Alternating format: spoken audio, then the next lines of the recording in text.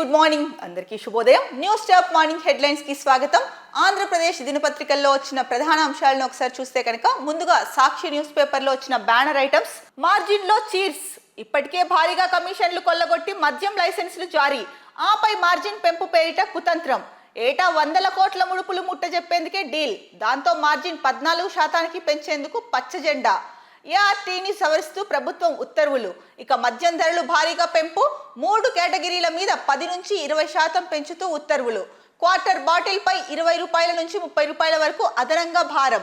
మందుబాబుల జేబులు గుల్ల, పక్కాగా కథ నడిపిన ముఖ్య నేత.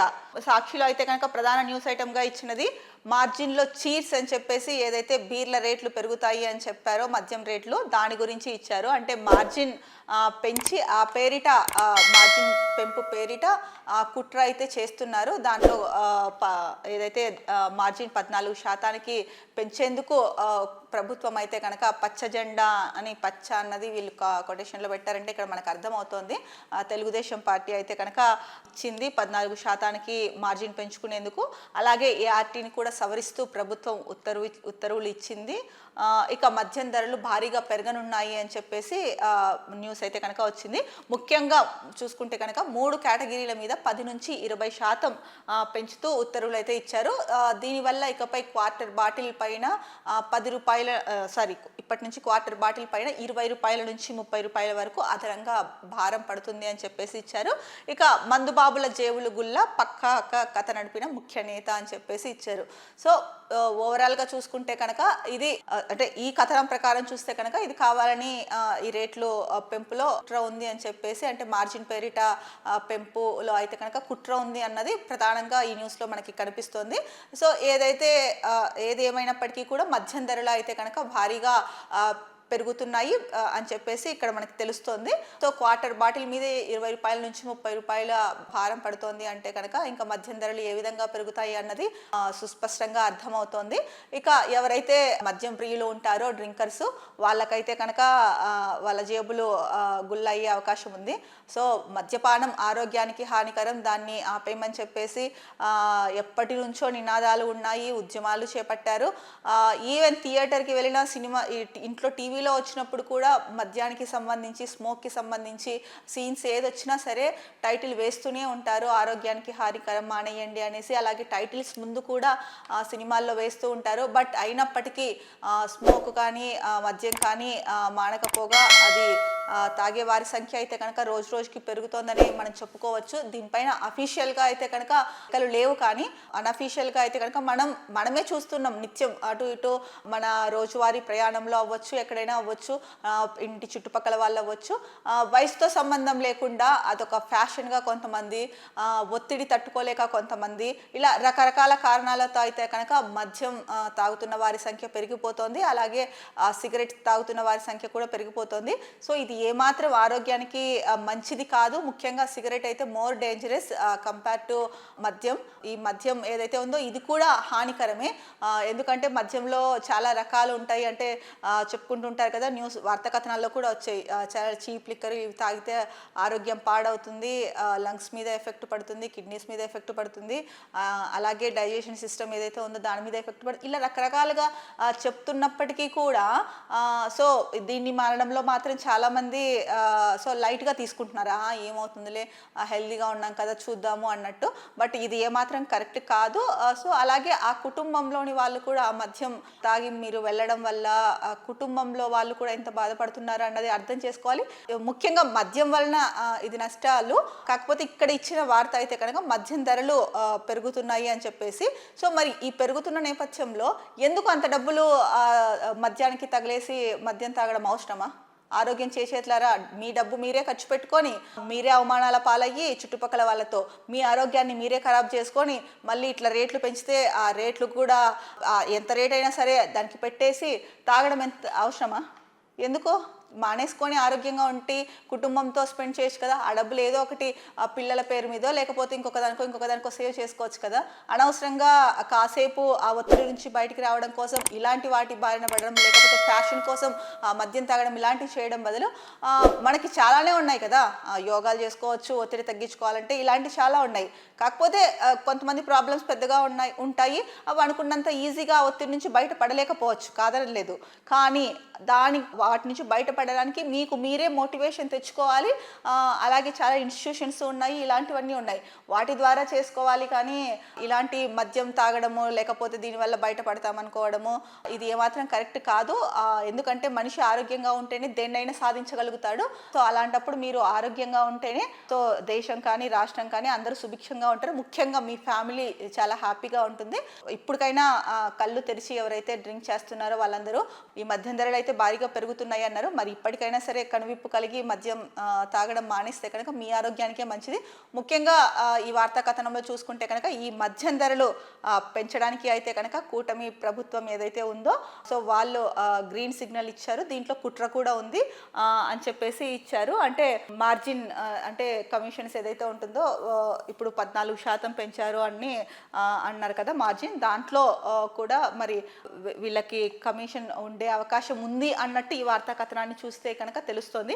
ఏది ఏమైనప్పటికీ కూడా సో స్టార్టింగ్ కూటమి ప్రభుత్వం ఏర్పడిన తర్వాత ఓకే అంతకుముందు చీప్ లిక్కర్ ఇచ్చారు వైకాపా ప్రభుత్వంలో అని చెప్పేసి ఏదైతే అన్నారో మరి ఆ చీప్ లిక్కర్ తక్కువ ఏదైతే కనుక తక్కువ నాణ్యత ఉన్న మద్యం ఎందుకు ప్రవేశపెట్టారో కూడా అప్పుడు క్లియర్గా చెప్పింది గవర్నమెంట్. సో మద్యం నిర్మూలన చేస్తాము అని చెప్పారు, కానీ అది కూడా విడతల వారీగా చేస్తామని చెప్పారు. సో క్వాలిటీ తక్కువ ఉన్న మందు ఇస్తే కనుక సో అది ఆరోగ్యం మీద ఎఫెక్ట్ చూపిస్తుంది. సో దాని జోలికి ఎవరు పోరు, మానేస్తారు అన్న ఉద్దేశంతో చేపట్టినది అన్నట్టు కూడా అప్పట్లో అన్నారు. బట్ ఏది ఏమైనప్పటికీ కూడా సో మద్యం ఏ రకంగా చూసుకున్నా హెల్త్కి మంచిది కాదు. సో అప్పుడు దానిపైన అంత విమర్శలు చేసిన ప్రభుత్వము, అప్పుడు ప్రతిపక్షంగా ఉన్న ప్రభుత్వము ఇప్పుడు అధికారంలోకి వచ్చింది. సో మేము క్వాలిటీ వైన్ తీసుకొస్తాము అని చెప్పేసి క్వాలిటీ వైన్ అయితే తీసుకొచ్చింది. సో మరి కొద్ది రోజులు సరదానే అదంతా, తర్వాత అప్పుడేం రేట్లు పెంచలా. సో ఇప్పుడు రేట్లు పెరుగుతున్నాయి. ఇప్పటికైనా ప్రజలు గమనించాల్సింది ఏంటంటే కనుక ఇలాంటి వాటికి సో వాళ్ళకు వచ్చే కమిషన్లు వస్తూ ఉంటాయి. వాళ్ళ అంటే దీనిపైన రేట్లు పెంచడంలో కుట్రలు కుతంత్రాలు ఏవైతే ఉన్నాయో ఇవన్నీ జరుగుతూ ఉంటాయి. అదంతా రాజకీయంగా వాళ్ళు చేసుకునేది, వాళ్ళు డబ్బులు సంపాదించుకునేది, అక్రమంగా అవ్వచ్చు ఇంకొక రకంగా అవ్వచ్చు. బట్ ప్రజలు ఏంటి గమనించాల్సింది అంటే కనుక దీనికి ఫుల్ స్టాప్ పెట్టి మీ ఆరోగ్యాన్ని మీరు కాపాడుకోవాల్సిన అవసరం అయితే ఎంతైనా ఉంది. ఇక మరో ముఖ్యమైన న్యూస్, మేము చూస్తూ ఊరుకోం, మనం ప్రజాస్వామ్యంలో ఉన్నాం, రాజకీయ పార్టీల హక్కులకు ఇబ్బంది కలుగుతుంటే ఎలా, నిర్ణయం తీసుకోవడానికి ఏదైనా గడువు ఉండాలి కదా. బీఆర్ఎస్ నుంచి ఎమ్మెల్యేల ఫిరాయింపు కేసులో సుప్రీంకోర్టు ఘాటు వ్యాఖ్యలు. రీజనబుల్ టైం అంటే ఏమిటి? మీరు అడిగే సమయానికి గడువు అనేది ఎంత? మీరు చెప్పకపోతే మీ సమయానికి గడువు మేమే పెడతాం, స్పష్టం చేసిన justice BR Gavai, justice Vinod చంద్రన్ల ధర్మాసనం. స్పందించేందుకు కొంత సమయం కావాలన్న తెలంగాణ స్పీకర్ కార్యదర్శి తరఫు న్యాయవాది రోహత్గి. అయితే ఏదైతే తెలంగాణలో పార్టీ ఫిరాయించిన వాళ్ళు ఉన్నారో 10 మంది ఎమ్మెల్యేలు, వాళ్ళపైన అయితే కనుక సుప్రీంకోర్టు శాసనసభ స్పీకర్కి అయితే చెప్పింది నోటీసులు జారీ చేయమని. దానికి సంబంధించిన వార్తా కథనం అండి ఇది. సో వాళ్ళపైన చర్యలు తీసుకోవడానికి ఇంకా ఎంత టైం కావాలి అన్నట్టు సుప్రీంకోర్టు అయితే కనుక అడుగుతుంది. మీరు చెప్తారా టైము, లేకపోతే కనుక అంటే ఎంత గడువు కావాలి, అసలు రీజనబుల్ టైము అంటే కనుక ఏంటి, రీజనబుల్ టైము మీ అంటే ఏంటో చెప్పండి, లేదంటే మీరే గడువు ఎన్ని రోజులు అని చెప్తారా, మేమే గడువు ఇవ్వమా అని చెప్పేసి సుప్రీంకోర్టు అయితే కనుక తీవ్ర ఆగ్రహం వ్యక్తం చేసింది. దీనికి సంబంధించిన ఒక చిన్న గ్లాన్స్ ఇక్కడ ఇచ్చారు. పార్టీ ఫిరాయించిన ఎమ్మెల్యేలపై నిర్ణయం తీసుకునేందుకు ఎంత సమయం కావాలి, తగిన టైం అంటే ఎంత, అసెంబ్లీ గడువు ముగిసేంత సమయం కావాలా? మనం ప్రజాస్వామ్యంలో ఉన్నాం, ప్రజాస్వామ్యంలో రాజకీయ పార్టీల హక్కులకు సంబంధించిన అంశం ఇది. రాజకీయ పార్టీల హక్కులకు ఇబ్బంది కలుగుతుంటే మేము చూస్తూ ఊరుకోలేము అని చెప్పేసి తెలంగాణ అసెంబ్లీ స్పీకర్ తరఫున ఎవరైతే న్యాయవాది ఉన్నారో ఆయనతో ముకుల్ రోహత్గితో అయితే కనుక సుప్రీంకోర్టు అన్నది. మరి సో ఇది నిజంగా ప్రజలకి సంబంధించినది, ప్రజాస్వామ్యానికి సంబంధించినది, రాజకీయ పార్టీల హక్కులకు సంబంధించిన ముఖ్యమైన విషయం. మరి ఇలాంటి దాంట్లో ఇంత డిలే ఎందుకు చేస్తున్నారు? రీజనబుల్ టైం అంటే ఎంత టైం కావాలి? ఇప్పుడు పార్టీ ఫిరాయించి ఒక పార్టీ నుంచి ఇంకొక పార్టీలోకి వచ్చారు, వారిపైన చర్యలు వాళ్ళకి నోటీసులు ఇవ్వడానికి ఎంత టైం పడుతుంది? దీనికి కూడా ఇంత కాలయాపన ఎందుకు చేస్తున్నారు అసెంబ్లీ స్పీకరు? మరి ఇలా చేస్తే సామాన్యులకే కోపం వస్తుంది, మరి సుప్రీంకోర్టు అంత విలువైన టైం వృధా చేస్తుంటే ఎలా కామ్గా ఉంటుంది? దట్టు అందులోనూ సుప్రీంకోర్టు ఏంది, ప్రజా సమస్యలు ఏదైతే కోర్టు పరిధిలోకి వస్తాయో వాటిని పరిష్కరించే వేలో ఉంటుంది. అలాంటప్పుడు ఒక్కొక్క దాని మీద ఇంత టైం కేటాయించి సో ప్రతిసారి రిమైండ్ చేసినట్టు అయిపోతుంది అనమాట కోర్టుకి కూడా. ఇది కరెక్ట్ కాదు. ఏదైతే కోర్టు ఆదేశాలు ఉన్నాయో వాటిని సరైన టైంలో కోర్టు చెప్పిన టైంలోగా వాటికి దానికి సంబంధించినవి అయితే కనుక కోర్టుకు సమర్పించాల్సి ఉంటుంది. ఒకవేళ కొన్ని క్రిటికల్ కేసెస్ ఉంటాయి, అలాంటి వాటికి టైం స్పష్టమైన టైం అడిగి 1 రోజు 2 రోజులు అన్నది అడిగి తీసుకోవడం ఇంకొక ఎత్తు. అలా కాకుండా ఇలా కాలయాపన చేయడం అయితే కనుక ఏమాత్రం కరెక్ట్ కాదు. మరో ముఖ్యమైన న్యూస్, మార్గదర్శిని ఎందుకు వదిలేశారు? దేశంలోనే అతిపెద్ద ఆర్థిక కుంభకోణానికి కారణమైన మార్గదర్శిని ఎందుకు వదిలేశారు అంటూ కేంద్ర ప్రభుత్వాన్ని లోక్సభలో వైఎస్ఆర్సీపీ ఎంపీ పివి మిథున్ రెడ్డి ప్రశ్నించారు. చట్టం అందరికీ సమానంగా ఉండాలని చెప్పేసి అన్నారు. సో మార్గదర్శి కేసు గురించి మనకు తెలిసిందే, అది చాలా రోజుల నుంచి నడుస్తూ ఉంది. మరి అంత పెద్ద ఆర్థిక కుంభకోణానికి కారణమైన మార్గదర్శి కేసుని ఎందుకు వదిలేశారు అని చెప్పి కేంద్ర ప్రభుత్వాన్ని అయితే కనుక లోక్సభలో వైఎస్ఆర్సీపీ ఎంపీ మిథున్ రెడ్డి అయితే నిలదీశారు. సో చట్టం అందరికీ సమానంగా ఉండాలని చెప్పేసి అయితే కనుక అన్నారు. ఇక ముఖ్యమైన వార్తాంశం చూసుకుంటే, బ్యాటర్కు ఉన్నంత ఏకాగ్రత ఉండాలి. పరీక్ష పే చర్చ కార్యక్రమంలో విద్యార్థులతో మోడీ మాటమంతి. ఇండోర్ స్టేడియంలో కాకుండా ఈసారి తోటలో కలియ తిరుగుతూ చర్చా కార్యక్రమం.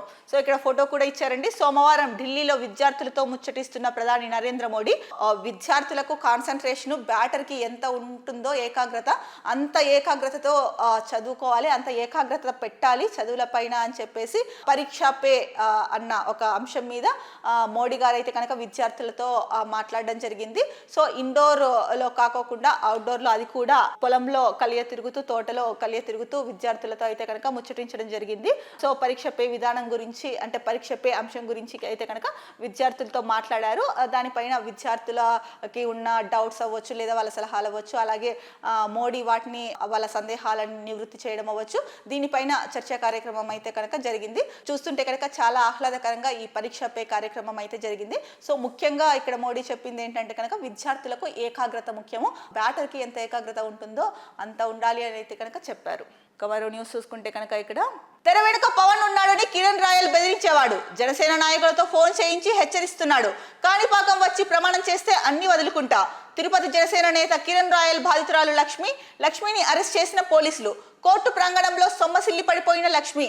ఆమె అరెస్టు గురించి 2 రోజుల ముందే చెప్పిన కిరణ్ రాయల్.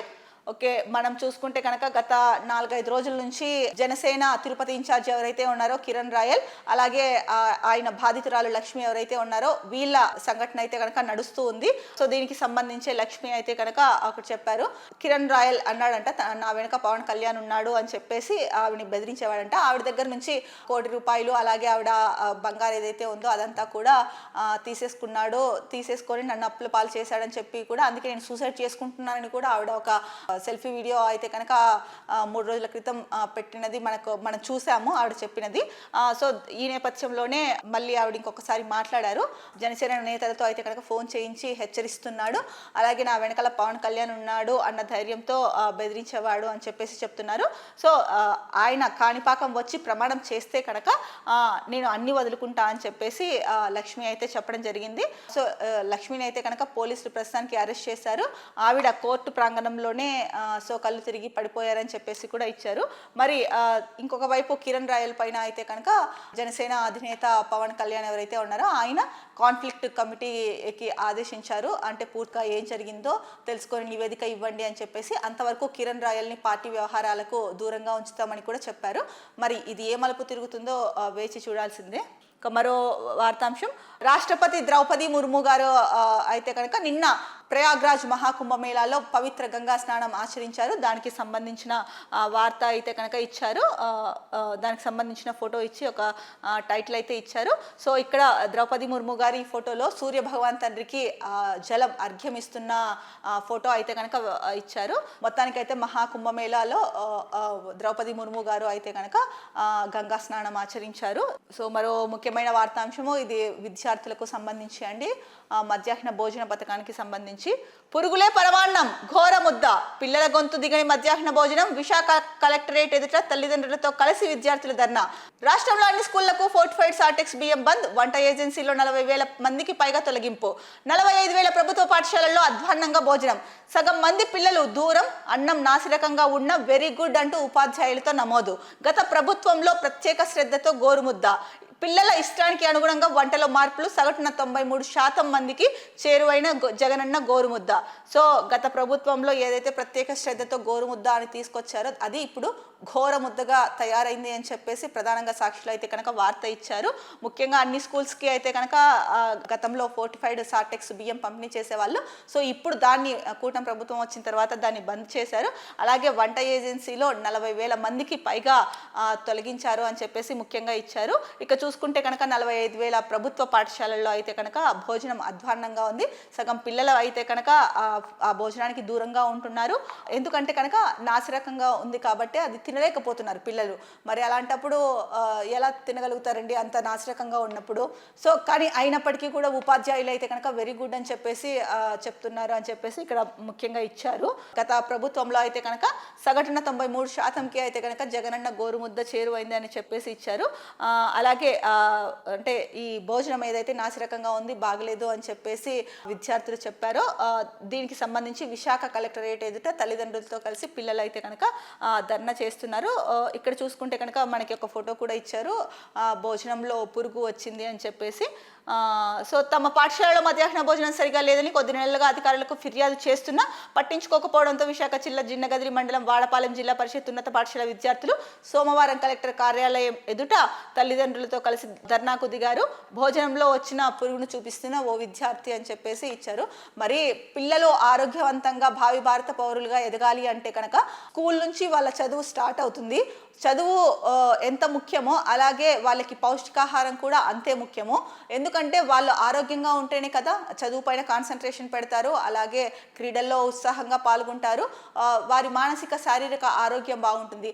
అలాంటి అంటే మధ్యాహ్న భోజన పథకం అయితే ప్రవేశపెట్టారు. సో గతంలో ఏదైతే కనుక పోషకాలతో కూడి అంటే పిల్లల ఇష్టానుసారం వాళ్ళకి ఇష్టమైన ఫుడ్ ఏదైతే ఉందో దాన్ని కూడా పరిగణలోకి తీసుకొని ప్రత్యేక శ్రద్ధతో గోరుముద్ద అని పౌష్టికాహారం అందించామో దాన్ని ఇప్పుడు నిర్వీర్యం చేస్తున్నారు.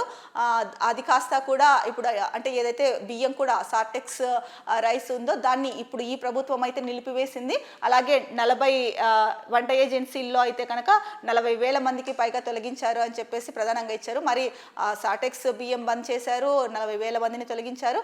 మరి అలాంటప్పుడు ఎలాంటి అంటే క్వాలిటీ ఫుడ్ అందించగలుగుతారు పిల్లలకి? మరి పిల్లలు ఆరోగ్యంగా ఉండాలంటే భోజనం చాలా ముఖ్యం కదండి, పౌష్టికాహారము. ఇది అందరికీ తెలిసిందే. మరి ఎందుకు కూటమి ప్రభుత్వం ఇలా చేస్తోంది? అది వాళ్ళే పునరాలోచించుకోవాలి. ఎందుకంటే విద్యార్థుల భవిష్యత్తుతో ఆడుకునే హక్కు ఎవ్వరికీ లేదు, ఏ ప్రభుత్వానికి కూడా లేదు. మీరు మధ్యాహ్న భోజనం అందిస్తూ ఉంటే కనుక అందిస్తాము అని చెప్పి మంచి నాణ్యమైన భోజనం అందించండి, లేకపోతే మీరే ఇంటి నుంచి బాక్సులు తెచ్చుకోండి అని చెప్పండి. కానీ ఇలాంటి అనారోగ్యకరమైన ఫుడ్ అందించి పిల్లలకి వారి ఆరోగ్య విషయంలో అయితే కనుక ఆటలు ఆడుకోవద్దని చెప్పేసి విద్యార్థుల తల్లిదండ్రులు అయితేనేమి ప్రజలైతేనేమి అభిప్రాయపడుతున్నారు. ఇక ఇవి సాక్షిలో వచ్చిన ప్రధాన అంశాలు. మరో ముఖ్యమైన వార్తాపత్రిక ఈనాడు చూసుకుంటే ఈనాడులో డ్రైవర్లే డైరెక్టర్లు, కల్తీ నెయ్యి గుట్టు రెట్టవగానే సంస్థ మాయాజాలం, అక్రమాలు బయటకు రాకుండా సెల్ ఫోన్లు ధ్వంసం, పేరు ఏఆర్ డైరీది, ఉత్తరాఖండ్లోని బోలేబాబా నుంచే నెయ్యి సరఫరా, వైష్ణవి డైరీకి వచ్చాక సీళ్లు మార్చేసి మోసం, తీతీదేకు కల్తీ నెయ్యి సరఫరా కేసులో వెలుగులోకి, రిమాండ్ రిపోర్ట్లో పేర్కొన్న సిట్, వైష్ణవి డైరీలో వాటాలు ముందే కొనేశారంట.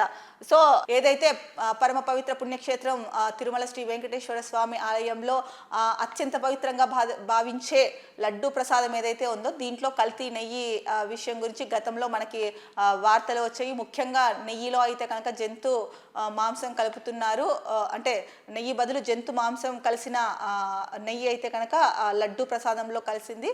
సో అలాంటిది సప్లై చేస్తున్నారని వచ్చిన వార్తలు అయితే కనుక దేశవ్యాప్తంగా సంచలనం సృష్టించింది. ఈ నేపథ్యంలోనే సో దీనిపైన న్యాయ విచారణ అయితే చేపట్టారు. దీంట్లో భాగంగా కీలక విషయాలు అయితే వెలుగులోకి వచ్చాయి.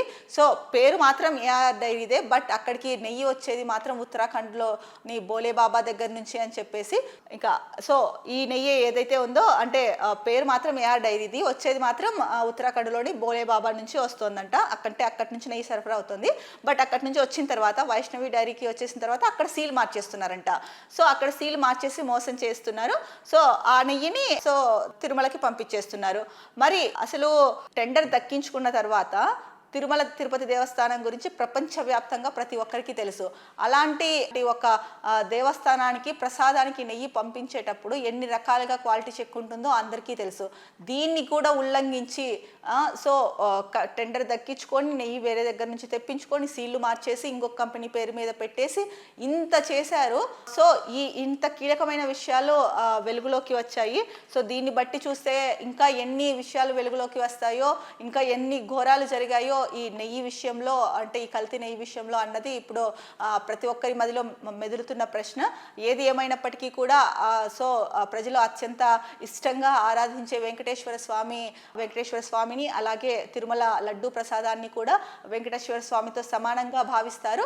ఇలాంటి లడ్డూలో అంటే కలుషిత నెయ్యి కలిసింది ఏదైతే ఉందో సో దీనికి కారకులైన వాళ్ళు ఎవరైతే ఉన్నారో వాళ్ళనైతే మాత్రం సో ఎట్టి పరిస్థితుల్లో వదిలే ప్రసక్తి లేదు, వదలకూడదు అని చెప్పేసి భక్తులైతే కనుక డిమాండ్ చేస్తున్నారు. ఇక మరో వార్త చూసుకుంటే కనుక, వార్త రాస్తే విషయం చిమ్ముతారా? పెద్దిరెడ్డి అక్రమాలను ఈనాడు బయట పెట్టినందుకే మార్గదర్శిపై మిథున్ రెడ్డి ఆరోపణలు, తన మద్యం కుంభకోణం నుంచి దృష్టి మరల్చే యత్నం. తెదేపా ఎంపీలు శబరి, కలిశెట్టి, దగ్గుమల్ల ధ్వజం. సో ఏదైతే పెద్దిరెడ్డి రామచంద్రారెడ్డి అటవీ భూమిని కబ్జా చేశారు అని చెప్పేసి మనకి న్యూస్ వచ్చింది గతంలో. నిన్న కూడా దానిపైన అంటే విజిలెన్స్ డిపార్ట్మెంట్ సో పెద్దిరెడ్డి రామచంద్రారెడ్డికి ఏదైతే 20 ఎకరాల పైన భూమి ఉందో ఆయనకుండే భూమి అంతే, కానీ భూ కబ్జా చేశారు. ఆయన కబ్జా చేయడం వల్ల అది ఏంటి ఏకంగా 76 ఎకరాల పైగానో ఎంతో వెళ్ళింది. సో కబ్జా చేసి దాని చుట్టూ కంచె వేసుకొని వ్యవసాయ క్షేత్రంగా మార్చుకున్నాడు అని చెప్పేసి విజిలెన్స్ వాళ్ళు గుర్తించారు. అంటే పెద్దిరెడ్డి చేసిన అక్రమాలపైన ఏదైతే ఈనాడు కథనం రాసిందో దీన్ని బయట పెట్టినందుకే మార్గదర్శిపై మిథున్ రెడ్డి ఆరోపణలు చేస్తున్నాడు అని చెప్పేసి ఇక్కడైతే కనుక తెదేపా ఎంపీలు ఎవరైతే ఉన్నారో అంటే టీడీపీ ఎంపీలు ఎవరైతే ఉన్నారో శబరి అలాగే కలిశెట్టి, దగ్గుమల్ల వీళ్ళు ఫైర్ అవుతున్నారు మిథున్ రెడ్డి మీద. ఏదేమైనప్పటికీ సో పెద్దిరెడ్డి రామచంద్రారెడ్డి భూ కబ్జా చేసింది విజిలెన్స్లో తేలింది. ఎవరు తప్పు చేసినా తప్పే. సో మరి అది అటవీ భూమి, అలాంటిది ఎలా కబ్జా చేస్తారో, కబ్జా చేసి వ్యవసాయ క్షేత్రంగా మార్చేసుకున్నాడు ఏకంగా. సో దానిపైన విజిలెన్స్ నిగ్గు తేల్చింది నిజాల్ని. సో వాళ్ళు తీసుకునే చర్యలు తీసుకుంటారు. ఇంకొక వైపు మార్గదర్శి కేసు చూసుకుంటే కనుక మార్గదర్శి కేసు ఏదైతే ఉందో అది కోర్టులో ఉంది. సో దాంట్లో అది అతిపెద్ద భారీ ఆర్థిక కుంభకోణము. మరి దీనిపైన ఎందుకు అంటే వేగంగా చర్యలు తీసుకోవట్లేదని చెప్పేసి మిథున్ రెడ్డి అయితే కనుక నిన్న లోక్సభలో మాట్లాడడం జరిగింది. సో ఈ నేపథ్యంలో ఈనాడులో పెద్దిరెడ్డి రామచంద్రారెడ్డి మీద అంటే భూ కబ్జా ఏదైతే చేశారో దాని మీద కథనం రాయడం వల్లే మిథున్ రెడ్డి మార్గదర్శి పైన మాట్లాడుతున్నారా, ఆరోపణలు చేస్తున్నారా అని అంటున్నారు.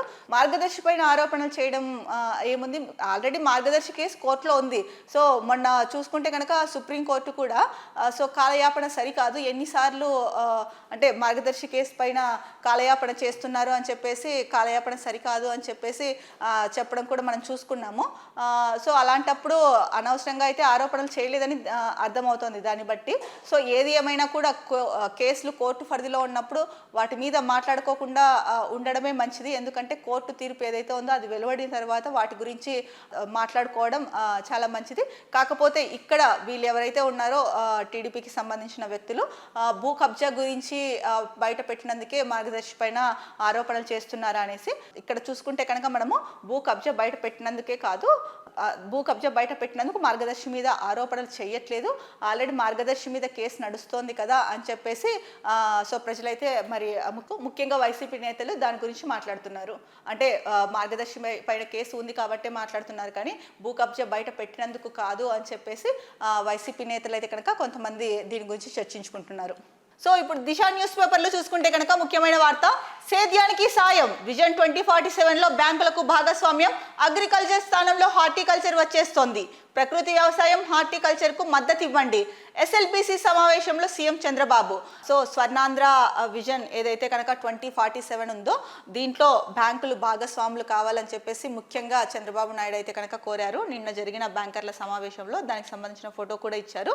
సో అలాగే అగ్రికల్చర్ స్థానంలో అయితే కనుక హార్టికల్చర్ వచ్చేస్తుంది అని చెప్పేసి అంటున్నారు. అలాగే ప్రకృతి వ్యవసాయం హార్టికల్చర్కి అయితే కనుక మద్దతు ఇవ్వండి అని చెప్పి బ్యాంకర్ల సమావేశంలో అయితే కనుక కోరడం జరిగింది. ఇక ముఖ్యంగా అలాగే రైతుల ఆత్మహత్యలు ఏవైతే ఉన్నాయో వాటిని నివారించే దిశగా కూడా దృష్టి సారించాలి అని చెప్పేసి చంద్రబాబు నాయుడు చెప్పడం జరిగింది. సో దీనికి ఇది సేద్యానికి సాయం విజన్ 2047 సాధించాలి అంటే కనుక దాంట్లో బ్యాంకులు కూడా భాగస్వాములు అవ్వాలి అని చెప్పేసి సీఎం చంద్రబాబు నాయుడు అయితే కనుక చెప్పడం జరిగింది. ఇక మరో ప్రధాన వార్త, అది ధర్మ పరిరక్షణపై దాడి. అర్చకుడు రంగరాజన్ పై దాడిని ఖండిస్తున్న ధర్మ పరిరక్షణకు ఆయన ఎంతో కృషి చేస్తున్నారు. నిందితులను తెలంగాణ ప్రభుత్వం కఠినంగా శిక్షించాలి. ఉప ముఖ్యమంత్రి పవన్ కళ్యాణ్. సో ఏదైతే చిలుకూరి బాలాజీ దేవస్థానం ప్రధాన అర్చకులు రంగరాజన్ గారు ఉన్నారో తన పైన జరిగిన దాడిని AP deputy CM Pawan Kalyan అయితే కనుక తీవ్రంగా ఖండిస్తున్నారు. నిందితులు ఎవరైతే ఉన్నారో వారిని కఠినంగా శిక్షించాలి అని చెప్పేసి కూడా చెప్తున్నారు. సో మనము ఇందాక చూసుకున్నప్పుడు అయితే కనుక ఇందాక తెలంగాణ వార్త న్యూస్ పేపర్స్ చూసినప్పుడు అయితే కనుక అక్కడ వాళ్ళు రామరాజ్యం ఆర్మీ పేరిట ఏదైతే కనుక ఒకటి సంస్థ ఏర్పాటు చేసి ఫండింగ్ ఇవ్వలేదన్న ఉద్దేశంతో రంగరాజన్ పైన అయితే కనుక దాడి చేశారు అని చెప్పేసి చూసుకున్నాము. సో నలుగురు అయితే కనుక అంటే నిందితుల కొంతమంది అయితే కనుక దొరికారు. మొత్తం 25 మందితో ఈ రామరాజ్యం ఆర్మీ పేరుతో అయితే కనుక 25 మందితో ఏర్పాటు చేశారు. వారిలో ఇంకా 16 మంది కోసం అయితే కనుక పోలీసులు గాలింపు చర్యలు చేపట్టారని ఇచ్చారు. ఈ నేపథ్యంలోనే సో దీనిపైన స్పందించిన డిప్యూటీ సీఎం అయితే కనుక నిందితులను కఠినంగా శిక్షించాలి. హిందూ ధర్మ పరిరక్షణకు రంగరాజన్ గారు ఎంతో కృషి చేశారు. సో అలాంటి వ్యక్తి పైన దాడి చేయడం అనేది ధర్మ పరిరక్షణ పైన దాడే అని చెప్పేసి పవన్ కళ్యాణ్ అంటున్నారు. మరో ముఖ్యమైన వార్త, శివరాత్రి సమీపిస్తున్న వేళ ఇక్కడ ఒక న్యూస్ ఇచ్చారు. ప్రతి భక్తుడికి దర్శన భాగ్యం కల్పించాలి. మహాశివరాత్రికి అన్ని ఏర్పాట్లు చేయండి. తొక్కిసలాటకు తావివ్వద్దు. శ్రీశైలం ఆలయ అధికారులకు మంత్రుల బృందం ఆదేశాలు. సో ఏదైతే శివరాత్రి దగ్గరకు వస్తుంది, బ్రహ్మోత్సవాలు జరుగుతాయి. సో ప్రతి ఒక్కరూ కూడా అంటే శివరాత్రి రోజు శ్రీశైలంకి భక్తులు పోటెత్తుతారు. మనం ప్రతి సంవత్సరం చూస్తూనే ఉన్నాము. సో గతంలో తిరుమలలో జరిగిన తొక్కిసలాట అవ్వచ్చు, అలాగే మహాకుంభమేళలో జరిగిన తొక్కిసలాట అవ్వచ్చు. ఈ ఘటన నేపథ్యంలో అయితే కనుక అప్రమత్తంగా ఉండి ఎటువంటి తొక్కిసలాటలకు తావివ్వకుండా సో ప్రతి భక్తుడికి కూడా దర్శనం కలిగేలాగా అయితే కనుక ఏర్పాట్లు చేయండి, అందరికీ దర్శన భాగ్యం కల్పించండి అని చెప్పేసి సో మంత్రులు ఎవరైతే ఉన్నారో ఈ ఫోటోలో చూసుకుంటే కనుక మనకి హోమ్ మినిస్టర్ అలాగే దేవాదాయ శాఖ మంత్రి ఆనం రామనారాయణ రెడ్డి గారు అయితే ఉన్నారు. సో ఈ మంత్రుల బృందం అయితే కనుక శ్రీశైలం ఆలయ అధికారులకు అయితే కనుక చెప్పడం జరిగింది. ఇక మరో ముఖ్యమైన వార్త, విజయవాడ పశ్చిమ బైపాస్ కు రంగా పేరు పెట్టాలి. సీఎం చంద్రబాబుకు పీసీసీ చీఫ్ షర్మిల లేఖ కేంద్ర ప్రభుత్వానికి ప్రతిపాదన పంపాలని వినతి. సో ఏదైతే విజయవాడ పశ్చిమ బైపాస్ ఉందో దానికి రంగా పేరు పెట్టాలని చెప్పేసి షర్మిల అయితే కనుక చంద్రబాబు నాయుడుకి లేఖ రాశారు. అది అంటే కేంద్ర ప్రభుత్వానికి కూడా ప్రతిపాదన పంపాలని వినతి చేశారు అని చెప్పేసి ఇచ్చారు. ఇక ఏదైతే కనుక ఆర్జీవీ మీద కేసులో ఉన్న విషయం మనకు తెలిసింది. దీనికి సంబంధించిన వార్త ఇచ్చారు. సిఐడి విచారణకు ఆర్జీవీ డుమ్మా. 8 వారాల సమయం కోరుతూ లాయర్తో సమాచారం. మళ్ళీ నోటీసులు ఇచ్చేందుకు సిఐడి యోచన. సో ఏదైతే ఆ సిఐడి విచారణకి రమ్మని చెప్పారో దానికి కూడా ఆర్జీవీ ఈసారి కూడా రాలేదు. అలాగే 8 వారాల సమయం కావాలని చెప్పేసి తన తరఫు లాయర్తో అయితే కనుక సమాచారం చెప్పి పంపించారు. ఈ నేపథ్యంలో మళ్ళీ నోటీసులు ఇచ్చేందుకు అయితే కనుక సిఐడి యోచనలో ఉంది అని చెప్పేసి వార్త ఇచ్చారు.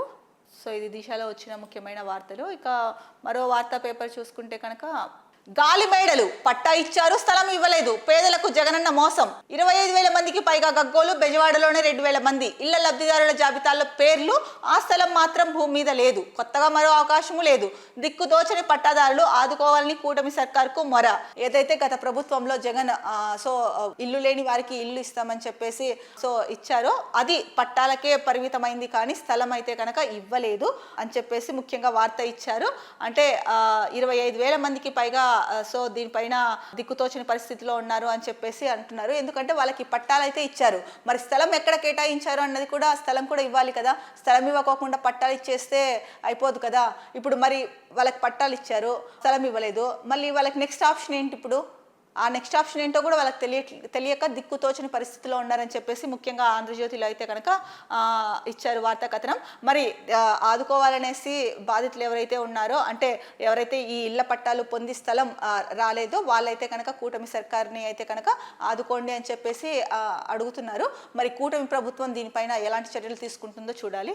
రేసు గుర్రాల్లో జోష్ ఏది? కార్యదర్శుల స్థాయిలో కనిపించిన చురుకు, శాఖలు నడిపించాల్సిన సారథులు వీరే. అధికారులపై కొరవడిన సమర్థ పర్యవేక్షణ, శాఖలను ఇష్టారాజ్యంగా భావిస్తున్న కొందరు. కీలక జీవోల జారీలోనూ గజిబిజి తీరు. బేరాల కోసం వ్యూహాత్మకంగా ఫైళ్ల పెండింగ్. ఇప్పటికీ హైదరాబాద్లోనే వీకెండ్ మకాం. ఇలాగైతే పాలనలో పరుగు ఎలా? సో ఆంధ్రజ్యోతిలో ఈ వార్త ఇచ్చారు అంటే కనుక ఇది చాలా ముఖ్యమైన వార్తే. అంటే కార్యదర్శుల స్థాయిలో, అంటే కార్యదర్శుల్లోనే అసలు వర్క్ చేయాలి, లేదా ముందుకు వెళ్ళాలి, ఈ ఫైల్స్ ముందుకు వెళ్ళాలి, లేదా ఈ పని ముందుకు వెళ్ళాలి అన్న చురుకు అయితే కనుక కనిపించట్లేదు. ఎందుకంటే కనుక ప్రతి శాఖను నడపాల్సిన బాధ్యత వీళ్ళపైనే ఉంటుంది, ఐఏఎస్ల పైన. సో ఐఏఎస్లే కీలకం ప్రభుత్వంలో. ఎందుకంటే కనుక ఏ డెసిషన్ తీసుకోవాలన్నా, ఏది చేయాలన్నా కూడా సో మంత్రులకి ముఖ్యమంత్రి కావచ్చు, మంత్రులకు అవ్వచ్చు, వీళ్ళందరికీ కూడా వీళ్ళు కార్యదర్శులుగా ఉంటూ సలహాలు సూచనలు ఇస్తూ ఉంటారు. ఫైళ్ళ మూవింగ్లో అవ్వచ్చు, లేకపోతే కనుక ఏవైతే ప్రాజెక్ట్స్ ఉంటాయో వాటికి సంబంధించి అవ్వచ్చు, ఏదైనా మొత్తానికి ఐఏఎస్లది అయితే కనుక కీలక పాత్ర ప్రభుత్వంలో.